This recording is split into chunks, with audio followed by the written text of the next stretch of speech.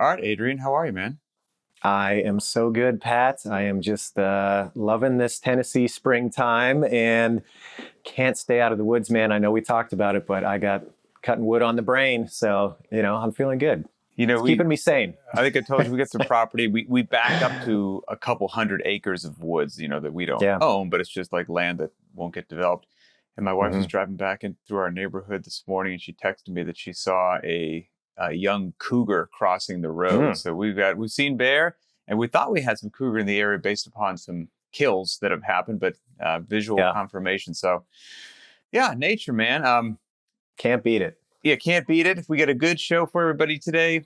Of course, we've got to say at the top of the show, we appreciate everybody's support. Want to help keep supporting the show? Go to very.random.com. We got all kinds of really cool cycles that actually work, which is why we like them. Get your first strict pull-up, ring dip, muscle up, improve your handstand walk. There's some barbell stuff. There's a 1.5-mile run program. A lot of great stuff there. Go ahead and check that out. And some on-ramp courses. We also, if you're a gym owner, any kind of fitness facility that you've got to do the stuff, the non-sexy stuff. You've got to run your business. You've got class management. You've got billing. And of course, you'd like to track your members' workouts as well. So you can be like, hey, look, you're actually fitter. btwb has you covered. Go to btwb.com/all-in-one. And now you can get all of those services that I just mentioned in one product, and you'll be good to go. So for today's show, once again, user-generated content. Looks like somebody wrote in or sent a message to the VNR Instagram page. I'm going to guess this is from John C. And John says, possible future topic that I would like to see you two riff off of. What atypical movements to the CrossFit methodology would you like to see as more typical? An example that I have put, for example, would be a broad jump as a Metcon exercise. Been a listener since the beginning. Okay, simple, cool, a lot of freedom there. Straight to the point. I like it. Yeah. Now, one of my favorite things to do is I hope to be a plain spoken person most of the time. I think it's important to be able to get your point across succinctly. I think it's important to be able to explain difficult concepts in a way that are digestible to people. I think that's, I admire people that are able to do those things, and I aspire to. Mm-hmm. On the other hand, I do think that sometimes you find something that's simple on the surface, and when you start scratching away at it, you're like, well, actually, it's a little bit more complicated. And so in this instance, when you ask the question, like adding different movements in, what are we talking about here? Are we talking about as part of a competition? Are we talking about as something that needs to find its way into a Metcon regularly?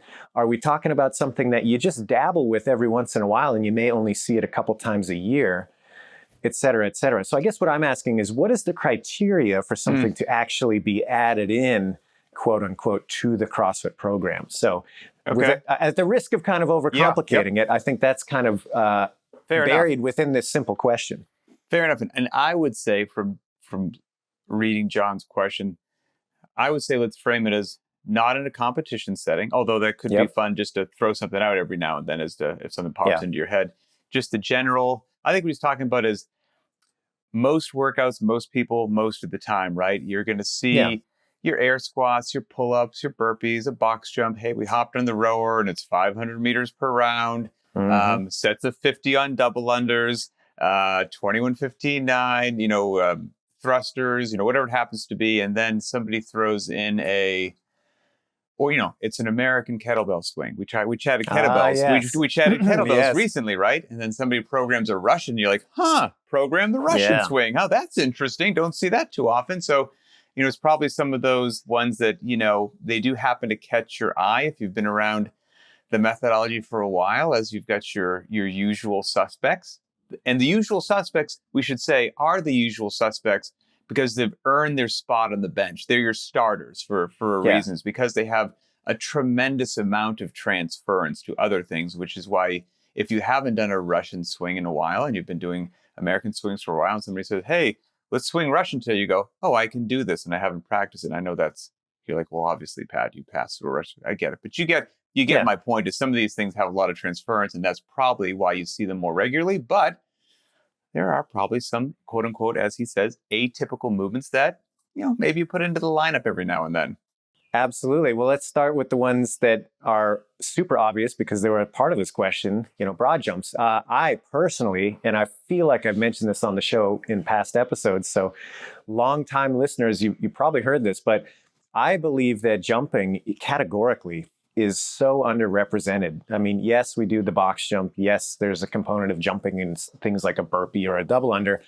But I feel that the way jumping is expressed is relatively limited within the CrossFit program. You don't see people going for less conventional kind of jumps, to include a broad jump, which is really not that unconventional and very objective if you want to add it into a workout. It's not that difficult to set up, let's say, a 1 meter jump, and that's required for the rep to count, or to keep it consistent as far as how much effort you have to put into each jump.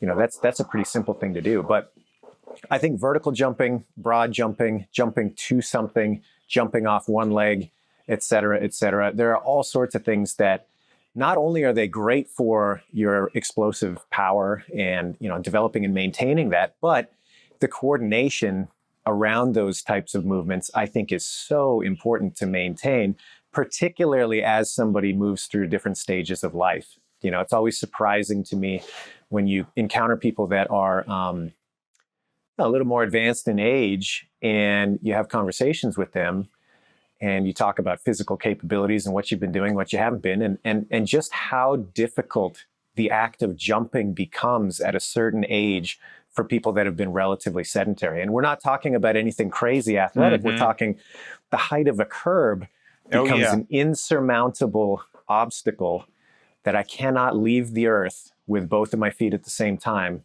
and navigate that type of obstacle. And to me, that's kind of wild to think about. So a jump tells you a lot about somebody, and especially maybe not when they're 15, but when they're 65. Yes. You see somebody who's 65 execute a moderate height box jump with utter and complete confidence. Yep. That person is unique amongst their peers. Let's go ahead. Yeah. Let's go ahead and say that. Or be able to jump off of one leg and land on that same leg, just simple things like that. It doesn't need to be an insane distance or over a flaming, river of crocodiles or whatever. Right, but just the basic act of some of these movements suggests a lot about somebody's general fitness. And I think they're underutilized personally. I've evolved over the course of years with some of the ways that I'll write workouts, or I'll describe the intent of workouts, right? And the intent matters way more than you doing it exactly as it's written, right? We're all getting to the end point of the same. So a lot of times these days, when let's say there's box jumps in a workout, but I realize that not everybody has a box or things like that, or the classic prescribed height of 24 inches for men and 20 inches for women, that might be, are you 5 feet tall or 7 feet tall? There's a discrepancy there as well. And for some people, that's a terrifying, scary height, and now it's not prescribed, so they don't want to do it. So a lot of times I'll write in the notes section in the btwb app, hey, it's box jumps and it's whatever, 20 and 59. These are the heights. But here is the descending order of, if you can't do that, what I would love to see you do, because like you're saying, I'd love to see you keep jumping. And so I don't want the default to be, well, I can't do the prescribed box jump height, so I'm going to do a box step up. Cool. Completely different. Yeah. Cool. You're still you're doing a single leg drive. You're going to it's a great movement, but man, it's not jumping, right? And so I like to see okay, screw the height. What, cut the height in half, jump to 145-pound play. If you can have the confidence to find anything that you can actually jump on, then do that. I don't care what the height is. That's what your workout looks like. That's fantastic. That totally freaks you out. Okay, no worries. Let's do tuck jumps. Maybe you can't measure that you did the exact same height every time, but you're still launching yourself into the air like you're jumping. And I'll also say, or broad jumps. If it's 20 and 59, do 21, 59. So let's maintain that jumping ability to the best as possible. And then if you're freaked out by all of those, okay, go ahead and throw a box step up in there. But I'm going to put it that it's my last of all the options, because if we can keep you jumping, man, let's keep you jumping. And so I don't know how we got on this, but yes, the jump rope, the box jump, 100%. And I think it's mission critical, and getting people jumping is a win no matter what it looks like. Yeah, and just for people that are kind of curious about dabbling with more jumping, like I think you can start to categorize things in terms of their difficulty and complexity, both in the way that you take off and the way that you land. So, for example, a 2-foot takeoff to a 2-foot landing, regardless of the jump that you're doing, could be straight up, could be across a distance, could be to a platform, whatever. 2-foot takeoff, 2-foot landing is the least complex, right? Mm-hmm. Moving up from there, you start dealing with a 1-foot landing or a 1-foot takeoff, stuff like that. A 1-foot takeoff landing on the opposite foot is a little bit more tricky. And the hardest is a 1-foot takeoff landing on the same foot, regardless of forward, up, on a platform, whatever. And so like there's a way that you can start to layer stuff on top here and get some pretty fun challenges out of the deal. I have another funny story. I think we mentioned this a while ago in a previous show. So in addition to the box jumps, we're getting old, Pat. We're repeating ourselves, Oh, dude. No kidding. Another thing that has crept into the program that I'll do, maybe it's been in there maybe for a couple years is fair to say. But anyway, long story short, it's agility drills. Yeah, and, sure. And I'll do, and those agility drills will probably make an appearance if 5 workouts a week are programmed. They'll most certainly make an appearance twice. On the high side, they'll make an appearance 3 times, but it depends upon what the workout is. If there's going to be something, some sprinting, some shuttle runs, that have stop, pivot, turn, rotate, like that kind of stuff, we'll put in some agility drills to help you warm up before that. And when I decided that they made sense, I'm like, okay, this is, I'm going to start putting these in and going through them myself. Well, they exposed me to stuff that I don't do regularly. It was exactly that. Like, while there's several, like one of them is just like a dot drill. You get 5 dots and, it looks like the number 5 on a dice. And you're going to on 1 foot hop in a certain sequence, forwards and backwards and side to side, but always jumping and taking off on this 1 foot. I looked like the most discombobulated idiot that had never left planet Earth, even though I'd done thousands and thousands of box jumps. Sure. All of a sudden, what I hadn't been doing was like right in my face. And I was like, and like any good classic CrossFit, steeped in the methodology person was, as soon as I saw this, I was like, well, that's unacceptable. Like, I can't hop in these dots without looking like I've never done anything athletic in my life. I need to get better at this. And I don't know what it's going to do for my central nervous system, but it's going to be a good thing, And so that one-legged hopping, yes, I was guilty of that. And I can say from experience, you are speaking the truth right there. Well, and allow me to put my speculative hat on. I think that, when you look at the raw abilities of people as they age, obviously, if you're doing nothing, everything will decline. That's inevitable. However, I do think that most people that are fitness oriented, they look at the raw building blocks of what they consider to be fitness, and they put a lot of primary attention on those. And so what I mean is that if you're somebody who's fitness minded, you want to be fit for the rest of your life, it's common that you're going to see people engage in strength training, engage in some sort of huff and puff work. And those basic building blocks are going to be that the muscles are strong, the lungs are strong, but they fail to address in many cases that other inevitable decline, which is balance, coordination, accuracy, those kind of between the ears characteristics that we talk about in the CrossFit program, and are certainly going to be positively influenced by a lot of these other complex movements. But sometimes I think a little bit of breaking out of those common movement patterns and challenging that is so good for the preservation of those things that, it should be considered at least. 100%. Let's getting back to, we could have gone down like tangent for 45 minutes right there. Not even like address this guy's question again. So getting back to atypical movements that John was curious about. I would say as a broad category, and we could like nitpick individual movements, but I think honestly, single arm and we mentioned single leg, but single arm and single leg work, I think it's wonderfully beneficial. It can be easy to avoid, and not easy to avoid because you're like being negligent or ignorant as a programmer, but because you get so much bang for your buck from, the thruster, the back squat, the deadlift, and we touch barbell so frequently that you just keep touching a barbell, and you look at your clientele, they're fit, fast, and strong. You're not doing them a disservice. And so, but thinking about, okay, I'm going to cover these same movements. I'm going to cover these same gross movement patterns. But hey, every now and then, let's make sure we're doing a single arm or single leg work. I think that's wonderful for all the very same reasons that you just mentioned before. Is you might suddenly do something that you've always felt quite capable and strong in, and now when you don't have that connected feeling with the barbell, one side's going to feel dramatically different, and that's a good thing to know and work on as an athlete. So I like the single leg and single arm stuff.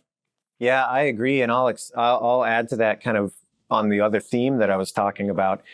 I love seeing when people experiment with single arm work as part of a complex, but instead of doing all the reps of one movement and then moving on to the next, it's like one after the other after the other. So for example, you might have a single arm complex where you're going to do 5 cleans with the dumbbell and then 5 push presses and then 5 snatches.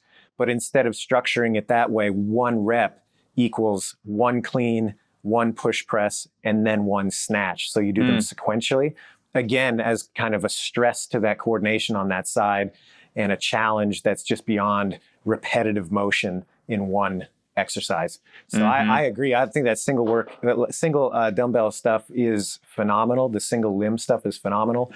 You can take it even further and start to dabble with those complexes, and it's fun to do. You know, there are some things that you may not do them all the time. Okay, I'm trying not to go down too many rabbit holes, right? Like there are things like that you read the original journals, you sit through the level 1s, and everything in there is good information, which is true, but you also have to take a step back and not lose the forest for the trees, right? Because you could oversimplify something and be like, okay, well, I know that a key element of driving people's fitness forward is this intensity component. You know, it's high power producing movements, things of that nature. Well, that might lead you to think that every workout, your primary concern is programming a workout that's going to produce the most power. Well, that's not necessarily the case, because there are some movements that are very useful and beneficial, but they could be on the lower power producing side. Now, you probably don't want to embrace those as regularly and frequently as you would something else, but to lump them into like, well, this movement now has no utility because it's a low power producing movement, such as the Turkish get-up, is something which should always be said, which is it's a slow movement. You know, yes, it's a long distance, but it takes you a while to do it. Therefore, your power output's low. Therefore, you're not going to see it programmed in workouts with any sort of regularity. As a general statement, I think there's a lot of utility and value to that. But then to exclude it from ever making an appearance in your regime, I think is doing a disservice. You know, if you only wanted to produce high power producing workouts, everything would be the air squat. It's like it's tough to beat that for power output. But no, we don't do that. We do other things as well. So I would say some of those things which have static holds, which are by their very nature, low power producing movements, man, they can pack a wallop. They can make you realize that you're not as strong as some areas, where it's a chin hold over a bar, a multiple round workout where you're coming in, instead of you having sit-ups programmed, you have like a 20-second L-sit hold or something like that programmed. I think there's some great stuff with the static holds out there. I completely agree. Even just like a ring support. Yes. You know, people believe, and people believe, they want to believe that they are beyond that. And then you get them on the ring for a 20-second hold and they're starting to fall apart and shaking like crazy. It's like, hey, I thought you were advanced. What's going on here? 100%. So yeah, I completely agree. Those static holds have a ton of utility. And I'll expand on the theme that you've laid down. It's like you're queuing me up here. And a lot of this, obviously is my bias. I think because of my background, I dabbled in a lot of gymnastics and acrobatics when I was a lot younger. So I kind of had that experience to take forward into my CrossFit career.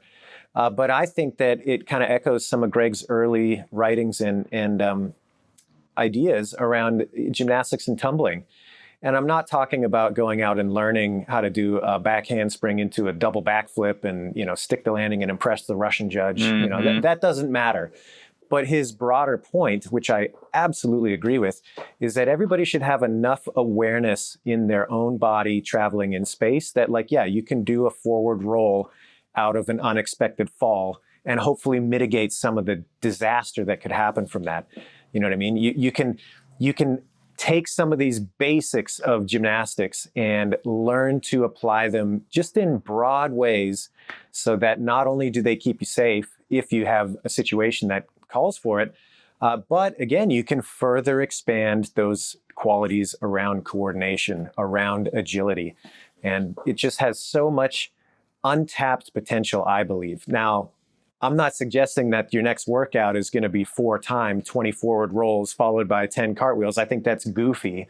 Let's make that really clear. Mm-hmm. But as far as things to dabble with, like you mentioned with the agility drills during warm-ups, as something to play around with maybe on an off day or a day that you just want to get something in. Yeah, but you're not really looking for like a crazy workout, but you want to do something.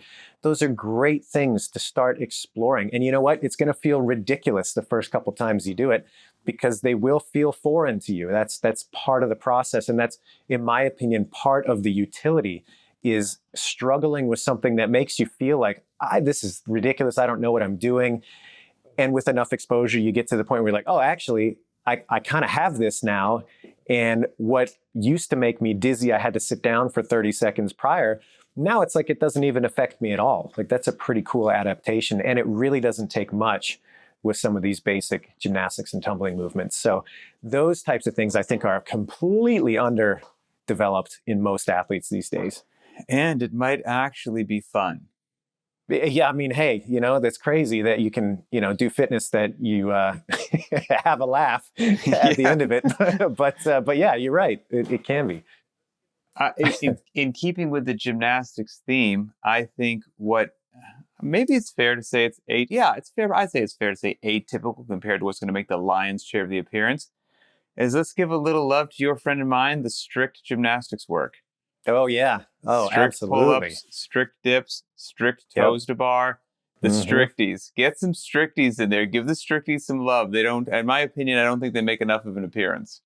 Dude, could not agree more. I mean, that is talking your language there. Dude, for sure. Yep. And again, that could be the low power producing, right? Because, it's going to take me longer to do 20 strict pull-ups than 20 kipping pull-ups. Don't let that get in your head. Two things, that doesn't mean there's just no value. Man, that strict work, you're still going to be doing plenty of conditioning. You're going to get in plenty of kipping pull-ups. You improving your strict pull-ups is only going to make everything else that you do better. Even though for that one workout, you had to, as a crazy CrossFitter, when you had a set of 20 pull-ups, you had to hop off after 5 and you looked at the clock and you saw it just ticking away. But you knew you were fatigued, so you had to rest 45 seconds before you're hopping in the bar. And you're like, my score's going to be so terrible. That's okay. Yeah. That's okay. Think about, that doesn't get in your head on a 5x5 back squat day, right? Like you rest between the sets because you're doing something that's actually strict and really hard. And then you know that afterwards, you're going to have benefited from that session. You can do that same thing with your pull-ups, with your dips, whatever it happens to be, and it will pay dividends. So the strict work, that's my vote. I love that. Yeah, and I love that framework that you just put out there of the strict work as analog to strength work. It's not, I'm trying to puff and pant and get this done as quick as possible. It's, I'm trying to dedicate everything I can to this set, rest and come back fresh so that I can dedicate everything I can to the next set. That framing, I think, is really cool with strict gymnastics work. And I'll give you one again. This is another one that we used to mess around with a lot, and I think is untapped for a lot of people who are doing CrossFit, is rope climbs for that same reason. And I'm talking strict body position rope climbs. So you can do it with a rigid torso and rigid legs. So you basically just... I've never tried that, a rigid torso, hand over rigid hand, legs. Yep. And then you can also experiment with how big of a bite you take on each stroke of the rope. Obviously, the closer your hands are together, the more leverage you have, the more it's more of a two-arm pull. Yeah. The less true that is, or the further your hands are apart from one another, the more it becomes more dominant with that top hand pulling independent of the other. So you can experiment with the body position, rigid, L-sit, straddle. You can experiment with how big of a bite you're taking on each stroke of the rope. You can experiment with climbing down, same deal, hand over hand, or, letting yourself slide down or use some other foot assisted descent. There's so many things within that are just absolutely brutal on the upper body and have a ton of developmental capacity. So there's one that's an easy add, not because it's easy to execute, but easy to integrate for your strict gymnastics training. I've got a couple more, but there's one that I have it written down, but I basically stole it from you. So I'll cue you up so you can just have a blast with it. But and again, in answer to John's question, contrary to popular belief, you can program things other than sets of 50 with the double under if you have a jump rope. No way. No, what are you talking about? Yeah. That's all it can be used for. Yeah, absolutely. It's a most underutilized tool out there, in my opinion. And again, it doesn't always have to find its way into your workouts, although I think it's totally suitable for that. But as part of a warm-up, you want to talk about a tool that helps you build finesse. The jump rope is it. Your basic coordination. You talk about all those agility drills that you're doing where you're laying down the ladder. I mean, hey, most of those are going to be replicated pretty closely with the jump rope if you're playing around with it. It's a very similar impact, and it doesn't take another specialty piece of gear that you may or may not have. So yeah, the jump rope is absolutely, in my opinion, something people should be pushing the boundaries of a little bit. Yeah, and I'll give you credit for this because I bet whenever we first had this conversation, you really opened my eyes that the jump rope was underutilized. I don't know, 6 months ago, 12 months ago, I can't remember the show. They all blend together in a wonderful way. Yeah. At that point in time, I bet if you looked at some of the Linchpin workouts, I started making a little note, like when I'd program, let's say it was multiple rounds of 50 reps of jump rope per round, I would put in parentheses, any style jump rope is cool, any style. And so now, and I would let people know what that meant is just, if you're brand new to the journey, the single under is probably plenty hard enough. Like, have at it, If you're in between, you're going to work on your dubs, work your dubs. But if you've been at this thing for 7 years and you've done Lord knows how many double unders, here's a video of the running step single, the arm crossover. And this is your green light to feel free to experiment and jump around and look at the clock and practice for 1 minute. And okay, you didn't do 50 unbroken double unders like a leaderboard hero that you're used to doing, right? You tried something new. You tried the running step single. You tried the arm cross. You tried whatever it happened to be. That's really cool. And like, start to check out what this tool can do. Or do you have a heavy rope that you bought and it's just sitting up there? Sure. Do heavy rope single, do heavy rope something else. And I'll say, I've got a couple heavy ropes that have been sent my way. And man, after however long we've been doing CrossFit, I'll grab that every now and then, even if it's supposed to be, let's say, 50 double unders per round and do 50 heavy rope singles. Which I actually think, for me anyway, they're easier than double unders, but they just hit different. They're challenging in a different way, but I do them because they're fun and because I've done so many double unders, and it makes it fun again. And so allowing yourself that creative freedom with the jump rope, I think that's like you said, it's an underutilized tool. And you influenced Linchpin programming with that, by the way. Oh, right on. Well, I'm honored to have been able to do so. I'll say on that too, I mean, you look at the athletes that have jump rope training as a staple of their conditioning program: boxers, judokas, wrestlers, MMA athletes. The list goes on and on. Like a lot of these combat sports that not only do they have to have the physical hardware to be strong, fast, aggressive, all these things, but they also need the finesse to be able to react in real time very quickly to circumstances that are changing and evolving. There's a reason that the jump rope is a staple in these athletes' training for generations now. It's not like it's just something that has been there and it's a new thing or it's a fringe thing. It's like, no, if you're engaged in these sports on any level, you're going to have some exposure to these tools, and there's a reason for that. So I really think that you can tap into that way more than maybe you have been. I've got a couple more. I don't know how you're doing. I'm good. I've got a couple more minutes here. I've got like one more big one, but you go first. Okay. Yeah. Variations on classic movements. So, for example, let's say that you've got something and it could be a classic heavy day or a mixed modality day, your choice.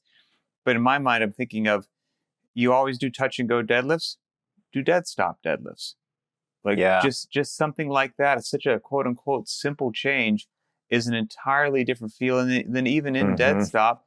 You can get dead stop where you very deliberately release all the tension in your body, then regain each pull. You can do dead stop where you maintain the tension, but it is still dead stop. Like, you can play with that.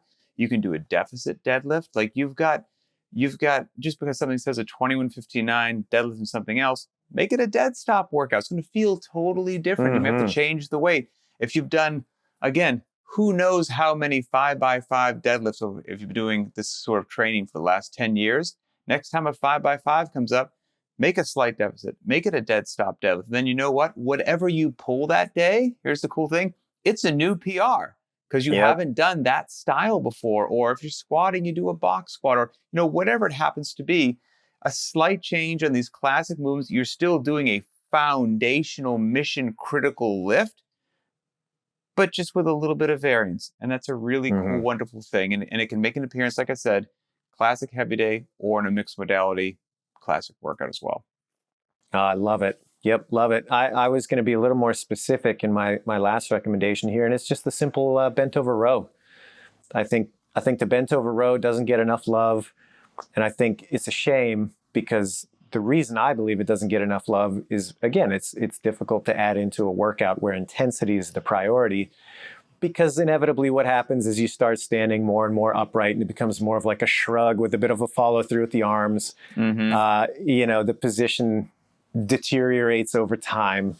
And so, it can be difficult to add into a more conventional kind of CrossFit workout like that. But I think it is an awesome movement. You get the benefit of all that postural work that's so important for so many other lifts. You start to develop the upper body in a way that's so good. That big horizontal pulling motion, some of the strongest muscles in the body are going to be involved in that. I think the bent over row is one of those primary movements that for whatever reason has kind of been brushed aside in many cases. I've got one last thing that popped into my head.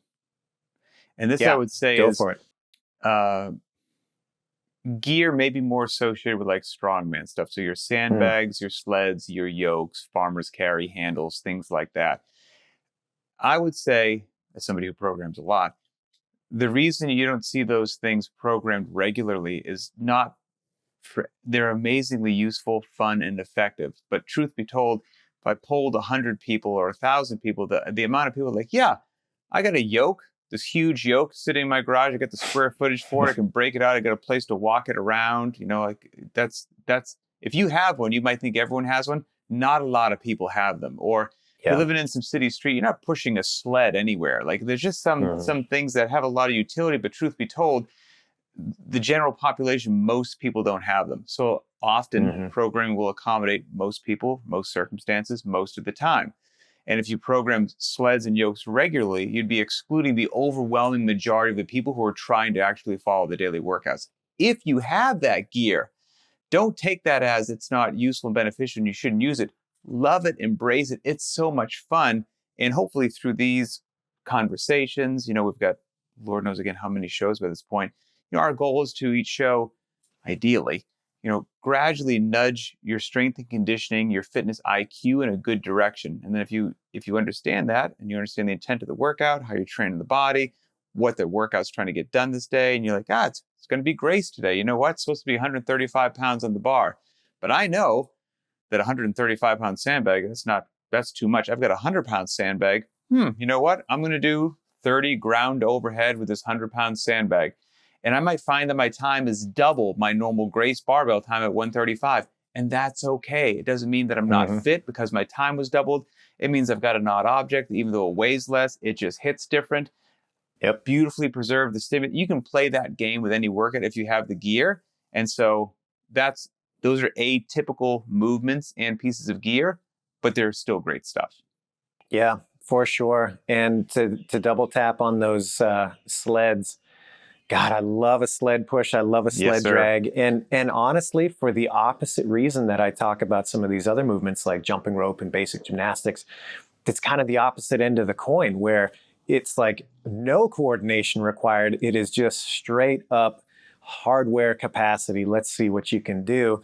And with the benefit that it doesn't take a lot of toll on the body, meaning the physical exertion is extreme if you want it to be, but the amount of loading that you actually experience on your skeleton, on your person, it's not so demanding that you're going to feel so beat up from it like you might when you're heavily loading something like a back squat all the time or a deadlift. That you just simply don't have that weight on your joints and your skeleton despite the level of exertion. And I think that's pretty cool.